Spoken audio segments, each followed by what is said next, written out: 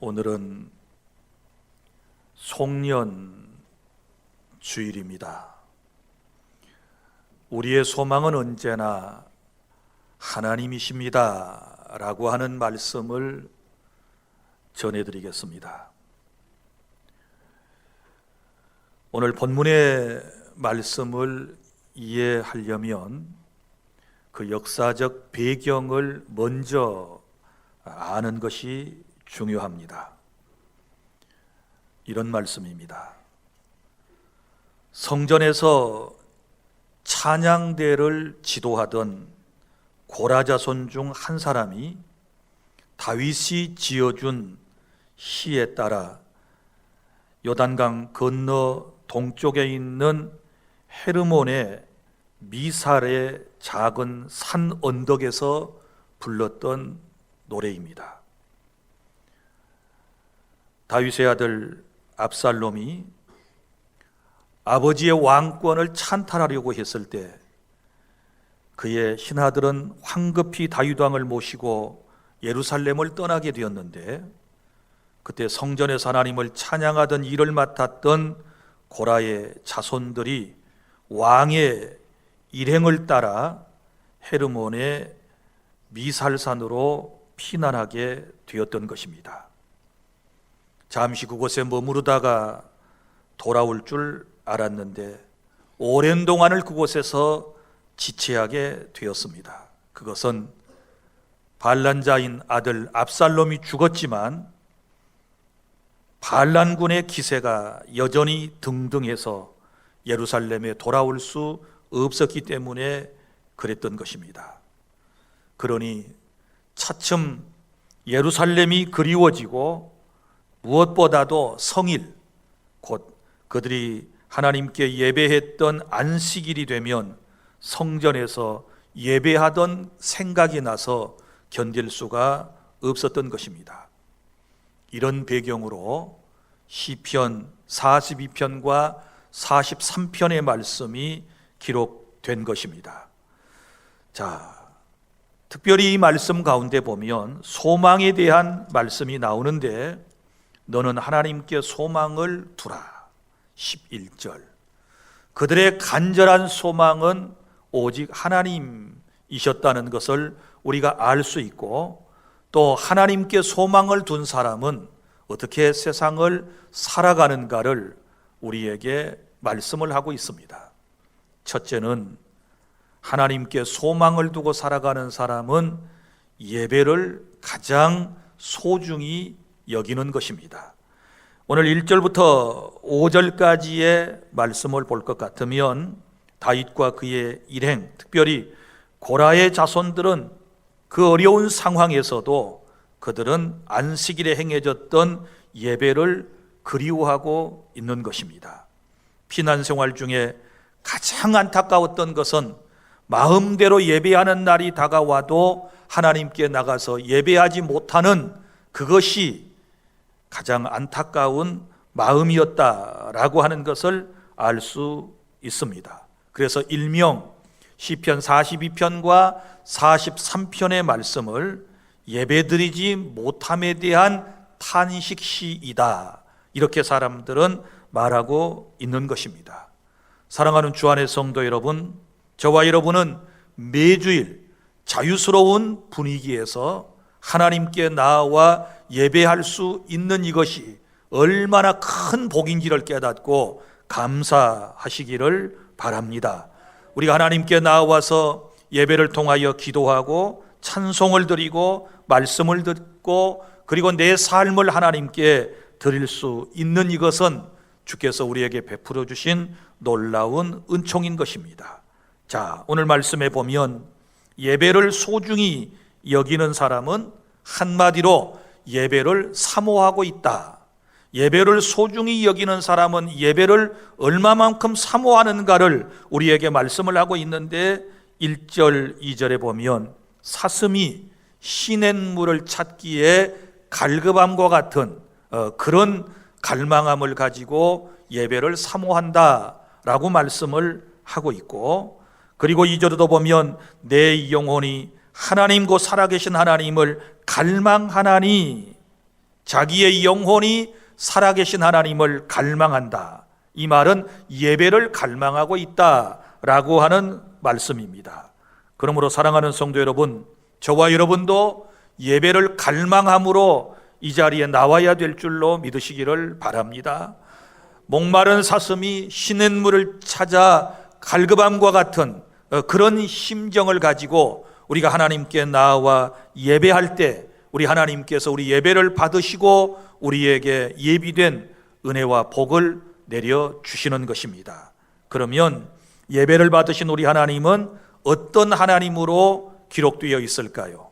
오늘 본문 가운데서 예배를 받으시기 합당하신 하나님을 시인은 어떻게 표현하고 있는지를 찾아보도록 하겠습니다.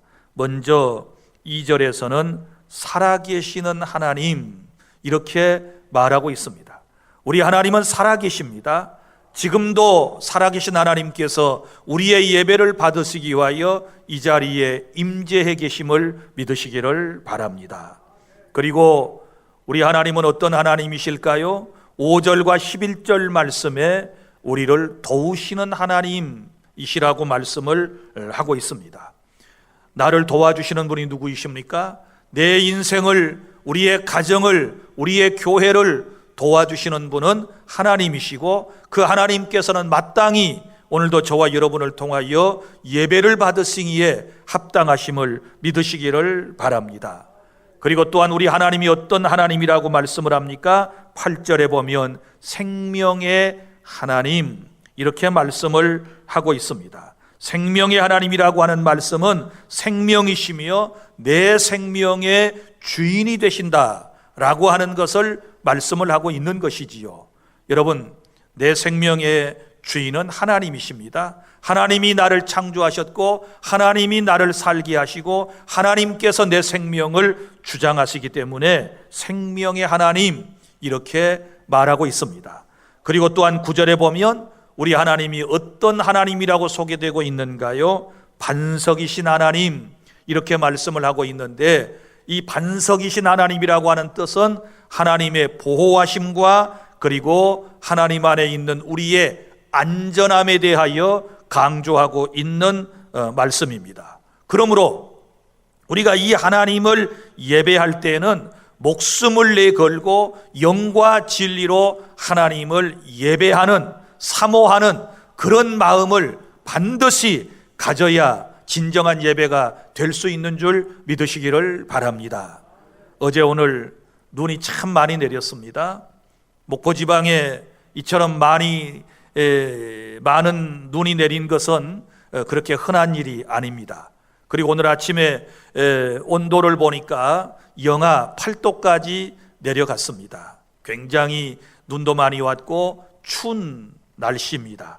그리고 도로는 눈으로 뒤덮여 있고 또한 여기저기 응달진 곳은 얼어 있어가지고 차량 통행이 그리고 보행도 힘든 상황에 있을 것입니다. 이것을 미리 예측한 사람들은 오늘 눈이 너무 많이 오는데 어떻게 예배에 나갈 수 있어 하고 포기한 분들이 꽤 많이 있으리라고 생각을 합니다. 그러나 하나님이 내 소망이시고 그 하나님을 사랑하고 그 예배를 드리는 것을 최고의 가치로 둔 사람은 눈이 감히 예배하러 나오는 저와 여러분의 앞길을 막을 수 없는 줄 믿으시기를 바랍니다.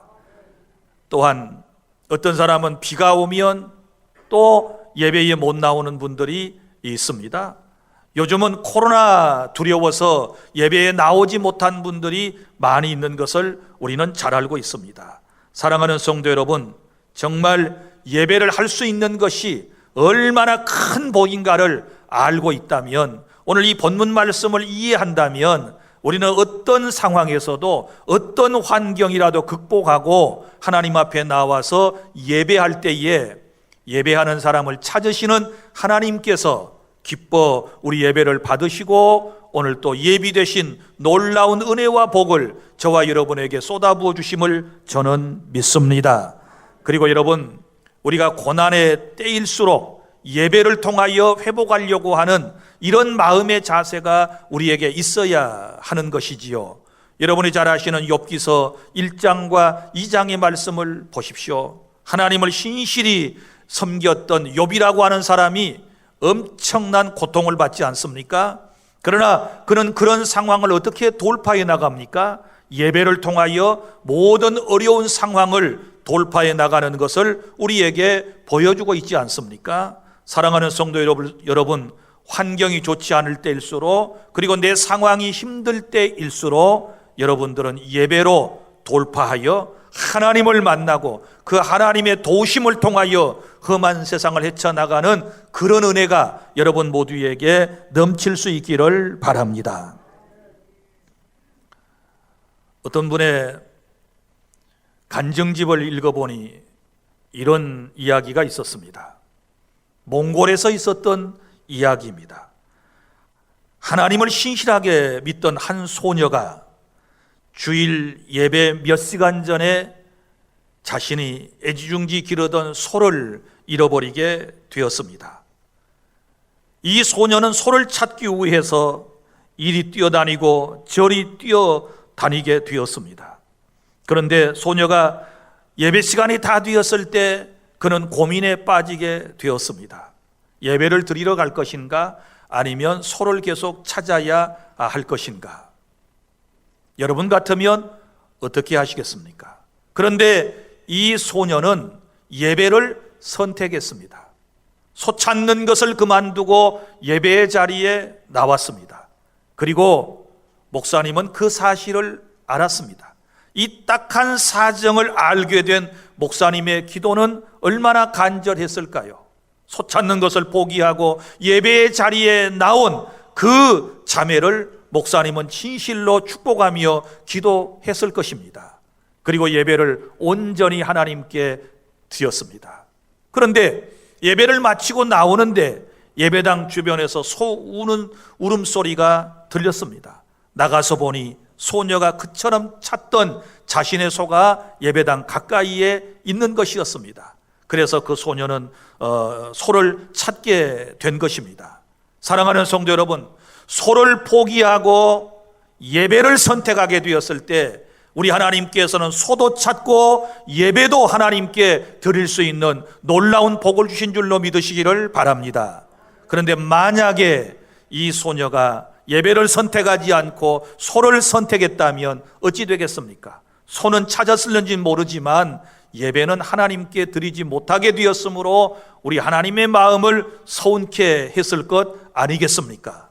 사랑하는 성도 여러분, 주일이 되면 여러분이 예배를 선택할 것인가, 친구와의 약속을 선택할 것인가, 여러분들은 고민에 빠지게 될 것입니다. 주일이 되었을 때에 병원에 가야 될 것인가, 예배에 참석해야 할 것인가, 여러분은 고민에 빠질 때가 있었을 것입니다. 어떤 급한 일이 생겼을 때 예배에 참석할 것인가, 아니면 급한 일을 먼저 해결하고 내가 다른 일을 할 것인가, 이런 고민에 빠질 때가 있었으리라고 생각을 합니다.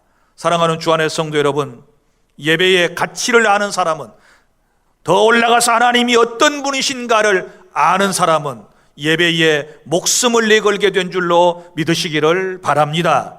그럴 때 우리 하나님께서 그 인생을 항상 지켜주시고 보호하시고, 그것이 하나님 앞에 정말 인정받는 계기가 되어서 건강도 하나님이 지켜주시고 물질도 허락해 주실 것이고, 그리고 그의 앞길도 하나님께서 인도해 주신다라고 하는 사실을 믿으시기를 바랍니다.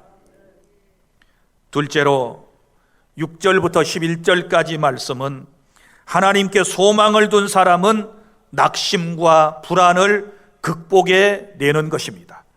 세상을 살다 보면 낙심될 일이 많이 있습니다. 불안한 상황에 처할 때가 너무 많이 있는 것입니다. 오늘 다윗이라고 하는 사람은 지금 낙심하고 있습니다. 왕이었던 그가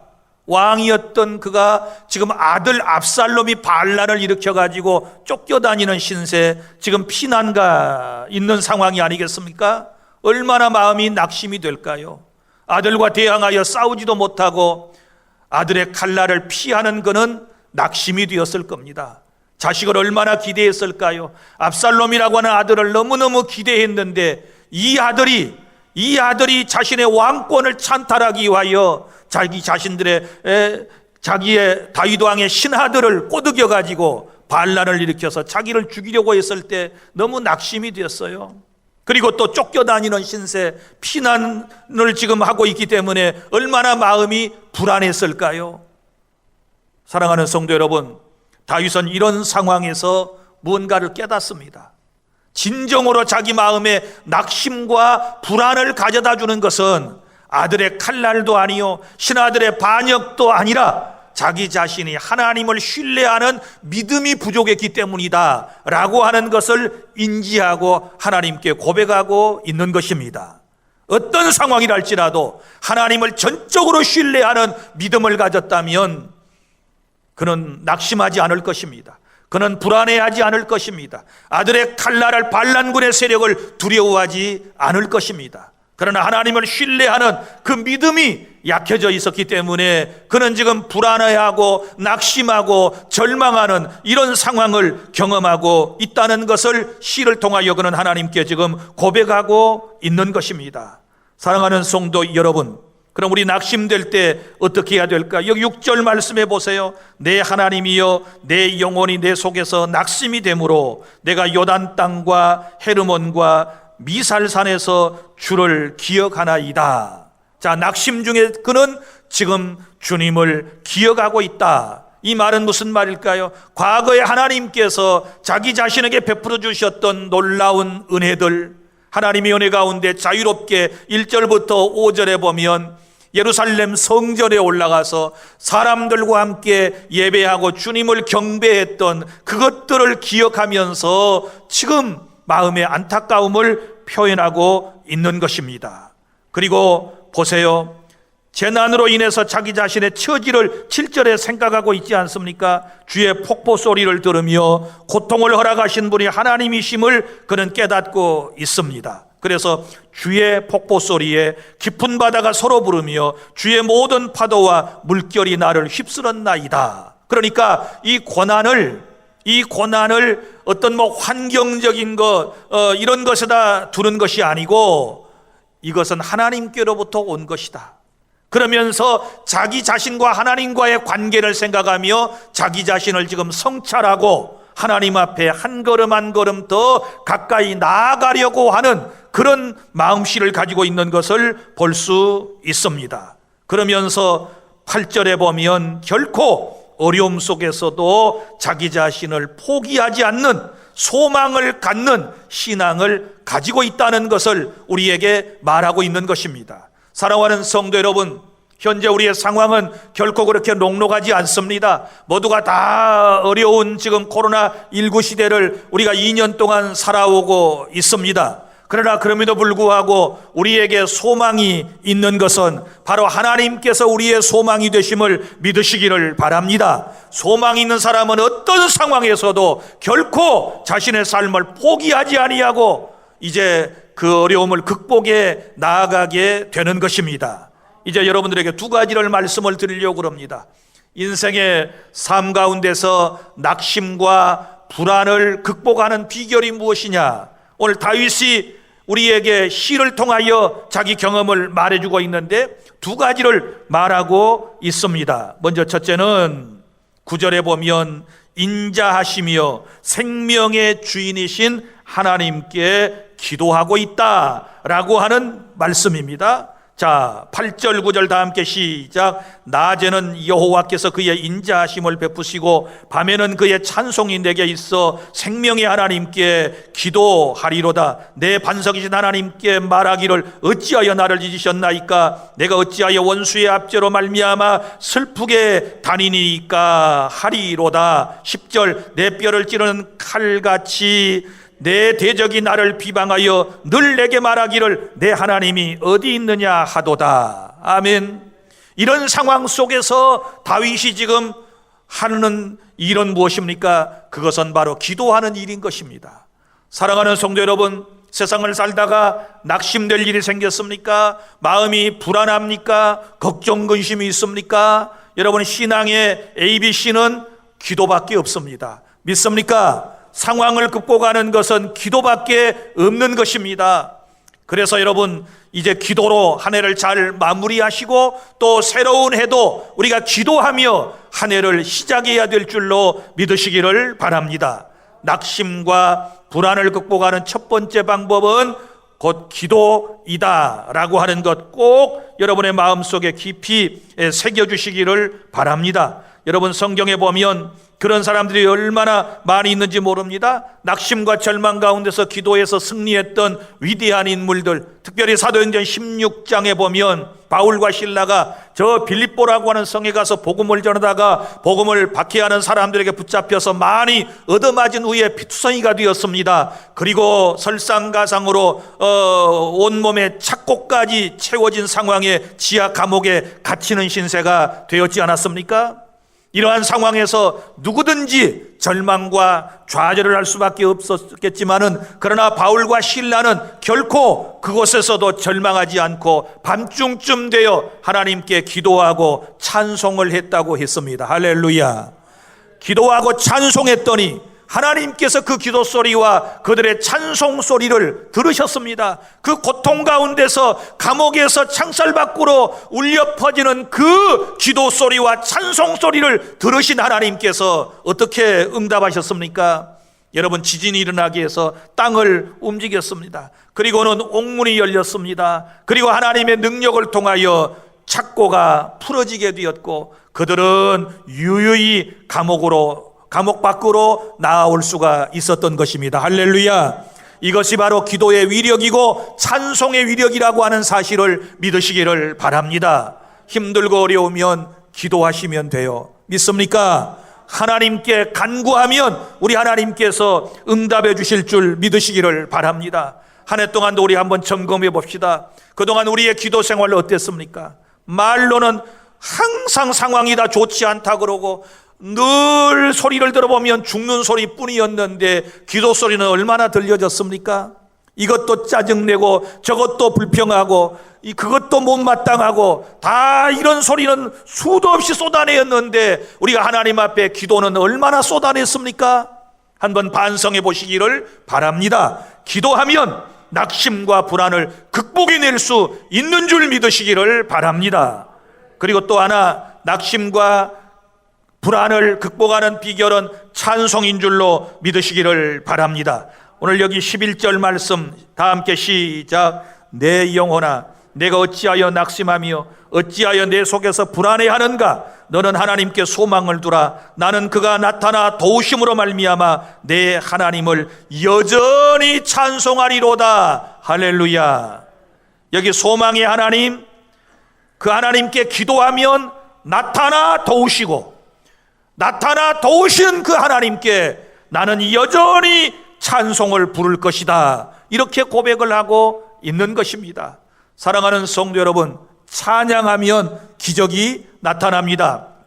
성경에 보면 유다의 여호사밧 왕 때에 전쟁이 있었습니다. 그때에 유다 사람들은 대적을 물리칠 만한 어떤 능력도 군사력도 갖추지 못한 상태에 있었습니다. 그러나 믿음의 사람 여호사밧 왕은 전쟁하는 마당에 찬양대를 조직하고 그리고 군인들로 하여금 찬양을 부르고 전쟁에 나아가게 되었을 때에 하나님께서 그들에게 은혜를 베풀어 주셔서 그 전쟁에서 결국은 승리하게 된 줄로 믿으시기를 바랍니다. 찬양은 이런 능력이 있는 것입니다. 사탄이 쫓겨가게 될 것입니다. 찬양하는 곳에 하나님의 은혜가 임하게 될 것입니다. 찬양하는 곳에 하나님의 지혜의 영이 임한다라고 하는 사실을 믿으시기를 바랍니다. 그래서 낙심되고 마음이 불안하면 찬송을 부르시기를 바랍니다. 간절한 마음으로 하나님을 찬송을 부르시기를 바랍니다. 그러면 하나님께서 들으시고 반드시 응답해 주실 것입니다. 사랑하는 주 안의 성도 여러분, 우리의 소망이 누구입니까? 하나님이심을 믿으시기를 바랍니다. 우리 환경을 의지하다가 그리고 사람을 믿다가 어느 기관과 어느 단체만을 의지하다가 얼마나 많은 낭패를 당했습니까? 여러분들이 미래를 예측하고 산다고 했지만 여러분의 그 지혜, 여러분의 그 생각 때문에 사실은 어려움을 겪을 때가 얼마나 많이 있었습니까? 여러분, 우리의 소망은 오직 하나님이심을 믿으시기를 바랍니다. 하나님만을 어떤 상황에서도 믿고 의지해 나아가게 되면 코로나 이 시국이 전혀 문제가 되지 아니할 줄로 믿으시기를 바랍니다. 모두가 다 위기라고 그러지 않습니까? 현 상황을 위기라고 그래요. 늘 말씀드리지만 위기라고 하는 말을 보세요. 한문의 위기는 위험과 기회 두 개가 붙은 것이에요. 함께 공존하는 거예요. 여러분, 어떤 사람은 하나의 사건이 자기에게 닥친 일들이 위기가 되어서 위험에 빠질 때가 있고 망하는 사람이 있을 수 있어요. 그게 위험할 위자예요. 그 다음에 기는 뭐예요? 기회 기자예요. 어떤 사람에게는 찬스가 돼가지고 그 위기를 통하여 한 단계 더 점프한다든지 더 나은 것을, 더 많은 복을 받아 누리는 사람이 있다는 사실을 여러분이 믿으시기를 바랍니다. 위기가 여러분들에게는 기회가 되시기를 바랍니다. 위기의 순간에 하나님을 더 가까이 하는 시간이 되기를 바랍니다. 위기의 순간에 하나님을 더 체험하는 그런 은혜의 복된 시간이 될 수 있기를 바랍니다. 이제 말씀을 맺습니다. 우리의 소망은 하나님이십니다. 우리의 하나님은 어떤 분이라고 소개했습니까? 살아계신 하나님, 우리 하나님은 도우시는 하나님, 우리 하나님은 생명의 주인 되시는 하나님이십니다. 이 하나님께 우리가 해야 할 일이 무엇입니까? 예배를 목숨 걸고 드려야 될 줄로 믿으시기를 바랍니다. 목숨 걸고 예배를 하려면 목마른 사슴이 시냇물을 찾아 이제 갈급함과 같은 그런 마음을 우리가 가지고 예배 자리에 나와야 될 줄로 믿으시기를 바랍니다. 그리고 기도와 찬송으로 낙심과 불안을 극복하고 우리가 새해를 맞이하게 되었을 때 하나님께서는 우리에게 또 한 번의 기회를 주시고 우리의 인생을 복되게 만들어 주실 줄 믿습니다. 사랑하는 주 안의 성도 여러분, 한 해 동안도 예배의 자리에 꿋꿋이 나와서 예배로 성공한 여러분들을 축복합니다. 오늘 또 눈길을 헤치고 나와 예배하는 여러분들을 축복합니다. 코로나19를 두려워하지 않고 하나님께 드리는 예배를 선택하고 이 자리에 나오신 여러분들에게 영혼도 잘 되고 범사도 잘 되고 강건케 되고 현세와 내세에 하나님의 약속된 복과 상급을 받는 그런 은혜가 넘칠 수 있기를 바랍니다. 한 해를 마무리하면서도 여전히 낙심되고 불안한 일들은 꼭 기도와 찬송으로 극복해 나가는 주 안의 모든 공동체가 될 수 있기를 주님의 이름으로 축복합니다. 기도하겠습니다.